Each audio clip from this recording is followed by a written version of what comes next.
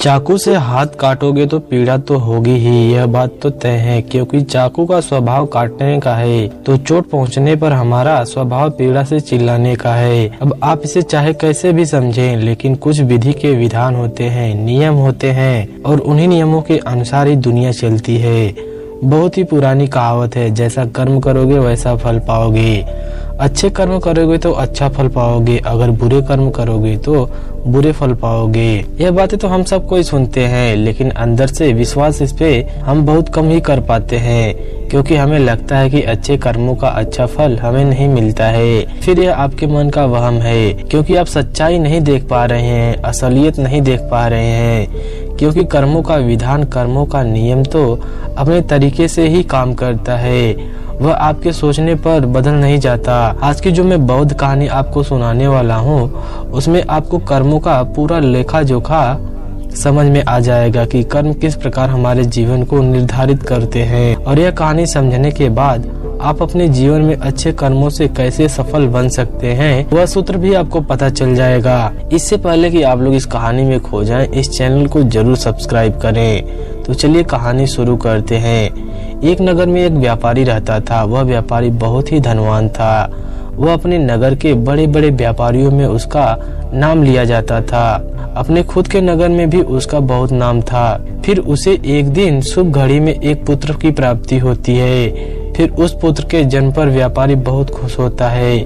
उसने अपने पुत्र का नाम सोमनाथ रख दिया। व्यापारी ने सोचा कि अब उसका पुत्र बड़ा होकर उसके कारोबार को संभाल लेगा और वह अपने नगर का सबसे बड़ा व्यापारी बन जाएगा। उस व्यापारी ने अपने पुत्र का अच्छे से लालन पालन किया, उसे अच्छे से पढ़ाया लिखाया, और उसके पुत्र सोमनाथ ने भी बड़े होकर अपने पिता के व्यवसाय में हाथ बढ़ाना शुरू कर दिया।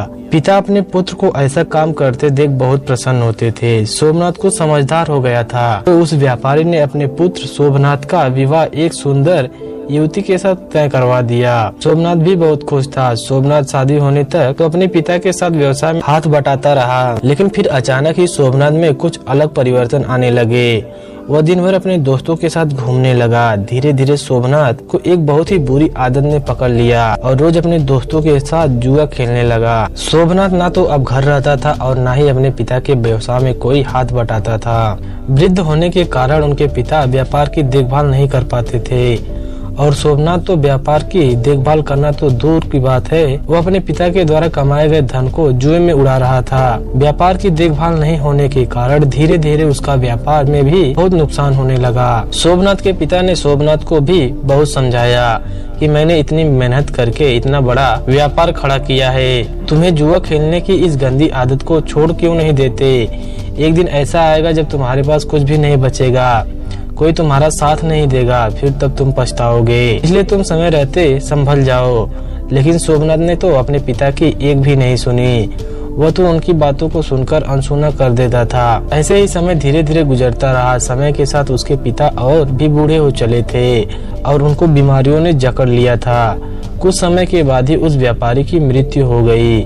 अपने पिता की मृत्यु पर भी सोमनाथ को बिल्कुल कोई भी अफसोस नहीं था। उसके चेहरे को देखने से ऐसा लग रहा था कि उसे कोई दुख नहीं है, और ऐसा लग रहा था कि मानो उसके पिता की मृत्यु के बाद तो उसे आजादी से मिल गई हो। अब उसे कोई कहानी सुनने वाला नहीं था। अब तो सोमनाथ पहले से भी अधिक जुआ खेलने लगा था। सोमनाथ जुआ खेलकर एक बहुत बड़ा आदमी बनना चाहता था। वो एक दिन में ही जुए में हारी हुई रकम को जीतकर एक बड़ा आदमी बनना चाहता था, जिसके कारण अब उसने बड़े बड़े दांव पेचे लगाना शुरू कर दिया था। सोमनाथ की माँ ने सोमनाथ को बहुत समझाया कि बेटा, तुमने बहुत सारा धन गंवा दिया है, अब जो थोड़ा बहुत धन बचा हुआ है उसे भी लुटाने पर क्यों लगे हुए हो। लेकिन वह कहते हैं ना, जब नाश मनुष्य पर छाता है तो पहले उसका विवेक मर जाता है, यानी कि बुद्धि मर जाती है। सोमनाथ अपनी माँ की बात एक कान से सुनता तो दूसरी कान से निकाल देता था। उस पर किसी की बात का कोई भी फर्क नहीं पड़ता था। सोमनाथ बस अब दिन रात जुआ खेलने में व्यस्त रहता था।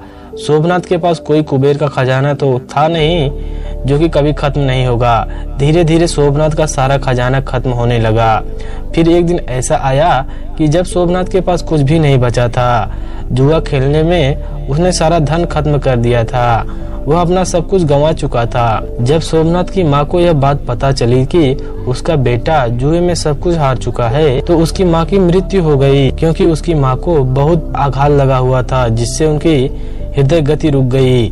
लेकिन सोमनाथ को अपनी माँ की मृत्यु का कोई भी अफसोस नहीं था। उसे किसी भी बात से कोई फर्क नहीं पड़ता था। ऐसा लगता था जैसे उसके संवेदना खत्म हो चुकी है। उसके लिए कोई जिया कोई मरे, वह तो पूरे दिन भर केवल जुआ ही खेलता रहता था। सोमनाथ तो व्यापारी का बेटा था, तो उसे कर्ज लेने से कोई दिक्कत नहीं आई, लेकिन सोमनाथ ने वह भी जुआ में खत्म कर दिया। जुआ एक ऐसी लत है जो आपको जीतने की उम्मीद देती है, लेकिन आप जीत कभी भी नहीं पाते।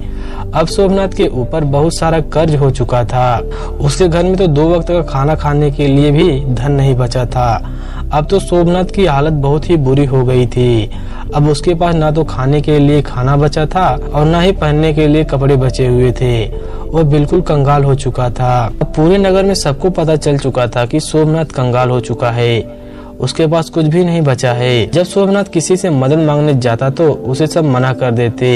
एक समय वह भी था जब उसके परिवार का नाम नगर के बड़े बड़े व्यापारियों में लिया जाता था, लेकिन सोमनाथ की गंदी आदत के कारण उसने अपना सब कुछ गंवा दिया था। अब कोई भी उसकी मदद नहीं करता था। लोग उसी मनुष्य की इज्जत करते हैं जो मेहनत से कमाता है और अपने जीवन में कामयाब इंसान बनकर दुनिया में एक उदाहरण पेश करता है।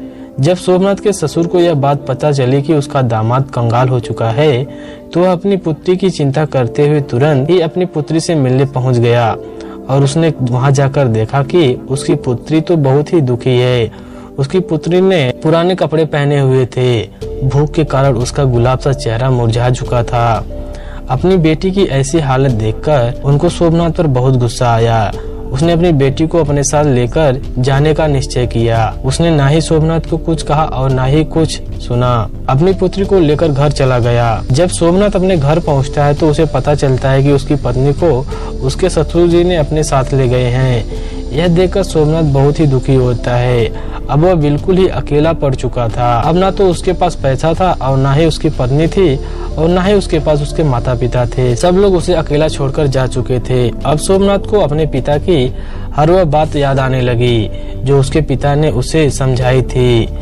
उसकी ऐसी हालत का जिम्मेदार वह स्वयं था। वह अचानक अपने आप से ही बातें करने लगा। उसने कहा कि एक दिन ऐसा था जब मेरी गिनती नगर के बड़े बड़े व्यापारियों में होती थी और आज मेरे पास खाने के लिए खाना तक नहीं है। अब मैं मेहनत करूंगा और अपना खुद का व्यापार फिर से खड़ा करूंगा। यह सोचकर सोमनाथ अपने ससुर से मिलने के लिए चला जाता है ताकि उनसे कुछ धन उधार लेकर अपना व्यापार फिर से शुरू कर सके। सुबह होते ही वह अपने ससुर से मिलने के लिए निकल पड़ता है। ससुराल पहुंचकर वह अपनी हालत देखकर रोने लगता है। अपने फटे पुराने कपड़ों को देखकर वह सोचता है कि वह अपने ससुराल में तो नहीं जा सकता। नए साफ सुथरे कपड़े पहनकर ही अपने ससुर से मिलने जाएगा वह, और अगर वह फटे पुराने कपड़ों में ससुराल जाएगा तो उसकी बची खुची जो इज्जत है वो भी खत्म हो जाएगी। यह सब सोचकर वह इधर उधर देखने लगा। उसकी नजर एक कपड़े की दुकान पर पड़ी, लेकिन शाम होने की वजह से वह दुकान भी बंद हो चुकी थी। सोमनाथ ने निश्चय किया कि वो सुबह तक वहीं पर इंतजार करेगा। जैसे ही दुकान खुलेगी तो अपने ससुर का नाम लेकर कपड़े खरीद लेगा और जब ससुर जी उसे पैसा देंगे तब वह उस दुकानदार का उधार चुका देगा। अपने फटे पुराने कपड़ों में ससुराल वालों के घर जाने से अच्छा है कि मैं एक रात इस दुकान के बाहर ही गुजार दूं। यह सोचकर सोमनाथ उस कपड़े की दुकान के बाहर ही सो जाता है। सोमनाथ भूख के कारण इधर उधर करवटें ले रहा था। तभी सोमनाथ ने देखा कि एक युवक चुपचाप दुकान के भीतर जा रहा है। उसके भीतर जाने के कुछ देर बाद ही एक स्त्री भी दुकान के अंदर चली गई। सोमनाथ को वह स्त्री अंधेरे में भी जानी पहचानी सी लग रही थी। सोमनाथ ने उस स्त्री को ठीक ढंग से देखने के लिए दुकान की खिड़की से बाहर जाकर झांकना शुरू कर दिया। वहाँ पर जो उसने देखा उसके देखकर होश उड़ गए, क्योंकि वह औरत कोई और नहीं थी बल्कि उसकी पत्नी थी। फिर सोमनाथ ने अपनी पत्नी और उस युवक की बातें ध्यान से सुनने लगी। सोमनाथ की पत्नी उसे कह रही थी कि हे मेरे प्राण प्रिय, मैं तुमसे बहुत प्रेम करती हूँ और मैं तुमसे विवाह करके पूरी जिंदगी तुम्हारे साथ रहना चाहती हूँ। मैंने आज तुम्हें यहाँ एक राज की बात बताने के लिए बुलाई हूँ, ताकि हम विवाह करने के बाद आराम से रह सकें। हमारे पास किसी भी चीज की कोई कमी ना हो। उस युवक ने बड़ी ही उत्सुकता के साथ उससे पूछा कि कौन सा राज, तुम किस राज की बात कर रही हो। फिर सोमनाथ की पत्नी ने उस युवक से कहा कि मेरे ससुर जी बहुत ही धनी व्यापारी थे। उन्होंने अपने जीवन में बहुत ही कठिन परिश्रम किया था और खूब सारा धन कमाया था, और उन्होंने 4 घड़े सोने के सिक्कों से भरवाकर मकान के चारों कोनों में गड़वा दिए थे। यह काम उन्होंने इसलिए किया था ताकि बुरे समय में उस धन का उपयोग किया जा सके। उन्होंने अपने जुआरी बेटे को इस धन के बारे में कभी भी नहीं बताया, क्योंकि उनको डर था कि कहीं उनका जुआरी बेटा उस धन को भी जुए में न उड़ा दे। फिर सोमनाथ की पत्नी ने उस युवक से कहा कि तुम जल्दी से मेरे ससुराल जाओ और मेरे मूर्ख पति से वह मकान खरीद लो। वह मकान तुम्हें आसानी से दे देगा, क्योंकि उसने अपनी सारी जमा पूंजी तो जुए में ही हार दी है। फिर तुम उस मकान के चारों कोनों को खुदाई करना और उन 4 घड़ों को अपने कब्जे में कर लेना, जिसके बाद हमें कभी भी धन कमाने की आवश्यकता नहीं होगी और फिर हम पूरा जीवन खुशी से रहेंगे। अपनी पत्नी के मुंह से ऐसी बातें सुनकर उसे बहुत ही दुख होता है। वह सोचने लगता है कि आज मेरी बुरी आदतों के कारण मेरी पत्नी मेरी नहीं रही, बल्कि वो किसी और दूसरे के साथ दूसरे का साथ दे रही है, उससे विवाह करने तक की योजना बना रही है। लेकिन मैं ऐसा कभी नहीं होने दूंगा। मैं अपने पिता की कमाई हुई दौलत को इस आदमी के हाथों कभी भी नहीं लगने दूंगा। माना कि मैं बुरी संगत में पड़ गया था, मुझे जुआ खेलने की गंदी आदत लग चुकी थी, लेकिन अब मुझे सब कुछ समझ में आ चुका है। अब मैं अपने पिता की दौलत को इस तरह लूटने नहीं दूंगा। यह सब सोचकर सोमनाथ तुरंत अपने नगर के लिए निकल जाता है। सुबह होते होते वह अपने घर पहुंच जाता है। घर पहुंचकर वह बिना समय कोई गंवाए अपने घर के चारों कोनों को खुदाई करना शुरू कर देता है। खुदाई करने के थोड़े ही देर बाद उसे चारों घड़े उसे मिल जाते हैं। फिर वह उन 4 घड़ों से सोने के सिक्कों को निकाल लेता है और उन घड़ों में कोयला भरकर वापस उसी जगह पर रख देता है। इसके बाद सोमनाथ अपनी पत्नी की प्रेमी का इंतजार करने लगता है। कुछ दिनों के बाद उसकी पत्नी का प्रेमी उसके घर पर आता है। उसके घर पर आकर कहता है कि मैंने सुना है कि यह मकान बेचने के लिए उपलब्ध है। तुम मुझे यह घर बेच सकते हो, क्योंकि मैं इस नगर में अपना व्यापार शुरू करना चाहता हूँ। मुझे घर की जरूरत है और तुम्हें पैसों की जरूरत है।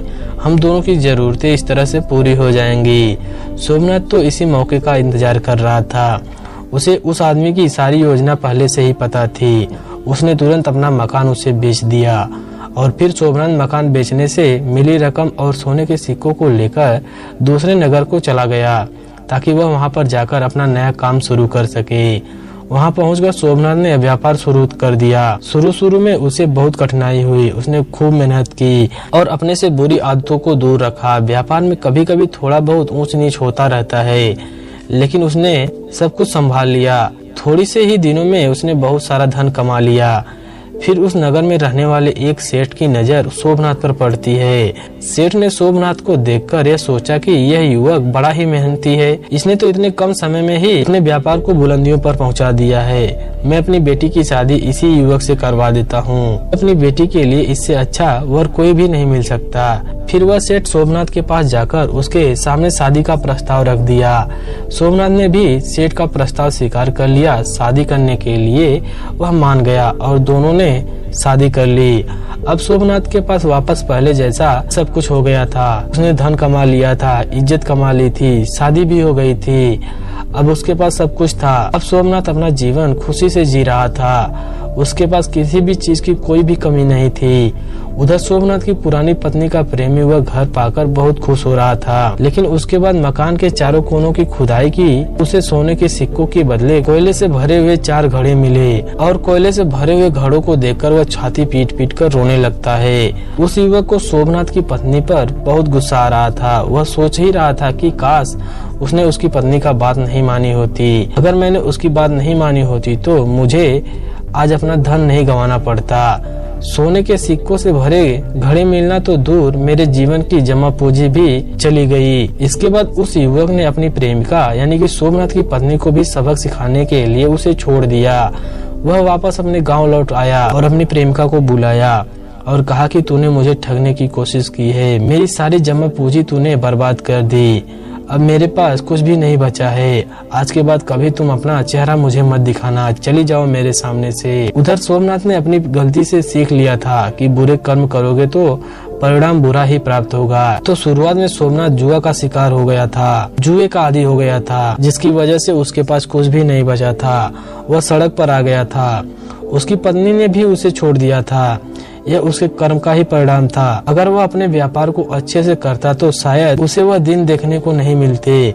खैर, जैसे तैसे सोमनाथ को अपनी गलती का एहसास हुआ और उसने अपने पूरा जीवन बदल लिया। इससे हमें यह पता चलती है कि हमने जीवन में जितने भी बुरे कर्म क्यों ना किए हो, लेकिन हम कभी भी अपनी नई शुरुआत कर सकते हैं। अच्छे कर्म करने के लिए कोई भी समय नहीं होता, या यूँ कहें कि हर समय अनुकूल होता है। और दूसरी तरफ हमें यह भी सीख मिलती है कि अगर हम बुरे समय में अपनों का साथ छोड़ दें या उन्हें धोखा दे दें तो उनका भी बहुत ही बुरा परिणाम होता है। जैसे कि सोमनाथ की पत्नी ने उसे धोखा दिया था, लेकिन इस धोखे के कारण उसने अपना सब कुछ गंवा दिया, यहाँ तक कि उसे अपनी इज्जत भी गंवानी पड़ गई। अगर सोमनाथ की पत्नी केवल उसकी बुरी लत की वजह से उससे दूर चली गई थी तो वहाँ तक भी उसने कुछ गलत नहीं किया था, क्योंकि इसकी वजह खुद सोमनाथ था। लेकिन अपनी प्रेमी के साथ मिलकर अपने पति को ही छलने की योजना बनाना उसे बहुत महंगा पड़ा। तो दोस्तों, कैसी लगी यह कहानी? अगर आप लोगों को यह कहानी पसंद आई हो तो कमेंट सेक्शन में कुछ जरूर कमेंट कीजिए। ऐसी ही और कहानी सुनने के लिए हमारे चैनल को जरूर सब्सक्राइब कीजिए। अगर आप हमारे इस वीडियो को फेसबुक पेज पर देख रहे हैं, पेज को प्लीज फॉलो कीजिए।